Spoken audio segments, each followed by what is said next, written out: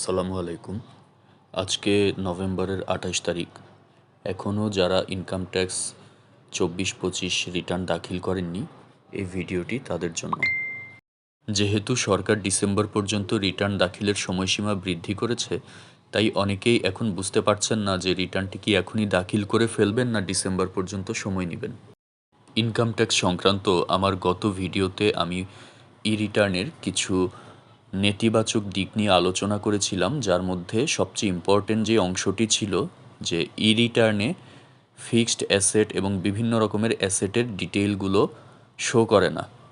তো আমার সেই ভিডিওটি তৈরির কিছুদিন পরেই কিন্তু এনবিআর থেকে এই সমস্যাটির সমাধান করা হয়েছে। এখন রিটার্ন দাখিল করলে রিটার্নে কিন্তু অ্যাসেটের ডিটেইলগুলো চলে আসে। এবার আসি, আপনি রিটার্ন কি এখনই দাখিল করবেন না ডিসেম্বর পর্যন্ত ওয়েট করবেন? তাদের রিটার্নগুলোতে এমন জটিলতা রয়েছে যে সেগুলো অনলাইনে প্রসেস করা পসিবল না, অথবা ম্যানুয়ালি রিটার্নটি দাখিল করাই বেটার হবে। তারা ডিসেম্বরে অবশ্যই রিটার্ন দাখিল করবেন। কিন্তু যাদের রিটার্নগুলো অনলাইনে সাবমিট করা পসিবল, কিন্তু শুধুমাত্র ডিসেম্বর পর্যন্ত সময় বৃদ্ধি করার কারণে আপনি এখন অনলাইনে সাবমিট না করে অপেক্ষা করছেন যে ডিসেম্বরে আপনি অনলাইনে সাবমিট করে দিবেন, তাদের জন্য যেই জিনিসটি জানা খুবই জরুরি, বিগত বছরগুলোর এক্সপেরিয়েন্স থেকে কিন্তু আমরা দেখেছি যে নভেম্বর মাসের পরে গভর্নমেন্ট ইনকাম ট্যাক্স রিটার্ন দাখিলের সময় বৃদ্ধি করলেও অনলাইনটি কিন্তু বন্ধ করে দেয়। নভেম্বরের পর যখন অনলাইন বন্ধ করে দেয়, তখন আপনার সবচেয়ে সাধারণ রিটার্নটিও কিন্তু ম্যানুয়ালি সাবমিট করতে হয়। তো সেক্ষেত্রে যেটি হয়, কারো যখন সার্টিফিকেটের প্রয়োজন হয়, তখন তাকে একাধিকবার ইনকাম ট্যাক্স অফিসগুলোতে ধর্ণা দিতে হয়। এবং আমরা জানি যে বাংলাদেশে যদিও ইনকাম ট্যাক্সের সার্টিফিকেট নিতে কোনো পয়সা লাগে না আইন অনুযায়ী, কিন্তু ইনকাম ট্যাক্স অফিসের কর্মকর্তা কর্মচারীরা এক্সট্রা মানি ছাড়া এই ম্যানুয়াল ইনকাম ট্যাক্স সার্টিফিকেটটি প্রদান করেন না। কথাটি শুনতে খারাপ লাগলেও কিন্তু এটিই বাস্তবতা। তো যারা ইনকাম ট্যাক্স রিটার্ন দাখিলের সাথে সাথেই নিজেদের সার্টিফিকেটটি পেতে চান, অথবা কাস্টমাইজ সার্টিফিকেটগুলো পেতে চান, তাদের কিন্তু উচিত হবে এই নভেম্বরের মধ্যেই রিটার্নগুলো দাখিল করে দেয়া।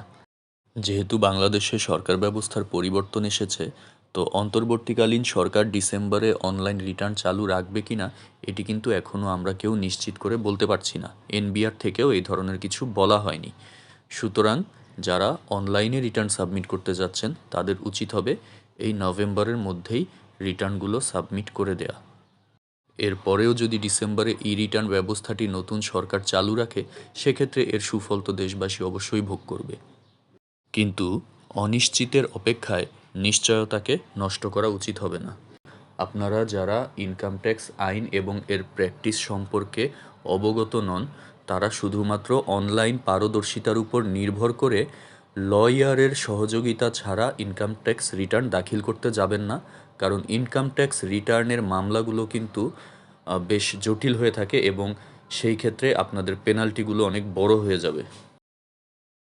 সর্বদাই মনে রাখবেন, একটি ফাইল যদি কখনো অডিটে পড়ে, তবে ইনকাম ট্যাক্স আইনে ইনকাম ট্যাক্স কর্মকর্তাদেরকে এই ক্ষমতা দেয়া আছে যে তারা চাইলে বিগত 5 বছরের ফাইল সম্পূর্ণ রিওপেন করতে পারে। সেক্ষেত্রে আপনি এতদিন যা কিছু করেছেন, সঠিক করুন আর ভুল করুন, তার সমস্ত কিছু নিয়ে নতুন করে তদন্ত শুরু হবে। আর সেজন্যই উচিত হচ্ছে আইনগত জটিলতাসমূহ এড়াতে ইনকাম ট্যাক্স রিটার্ন সর্বদাই একজন লার্নেড লয়ারের মাধ্যমে সাবমিট করা। আশা করি সমস্ত বিষয়গুলো আপনারা বুঝতে পেরেছেন। তারপরেও যদি আপনাদের কোনো কোয়েশ্চেন থাকে, কাইন্ডলি কমেন্ট বক্সে করার অনুরোধ রইল। আমি ইনশাল্লাহ সলিউশনগুলো বলে দেওয়ার চেষ্টা করব। ধন্যবাদ। আসসালামু আলাইকুম।